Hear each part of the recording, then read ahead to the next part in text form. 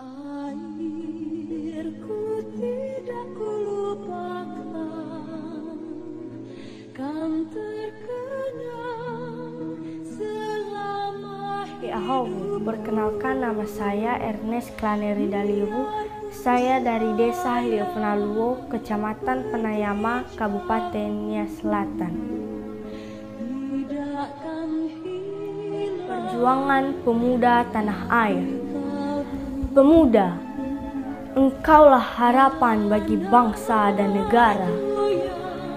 Berikan aku 10 pemuda, akan kuguncangkan dunia. Dan itu yang telah terlantunkan dari sang proklamator. Sumpah semangat yang diucapkan tersebar di seluruh penjuru. Dengan lantang terucap persatuan bangsa, bahasa, dan tanah air. Menghilangkan perbedaan dan kebencian. Berjuta pemuda yang telah berjuang, nyawa menghilang.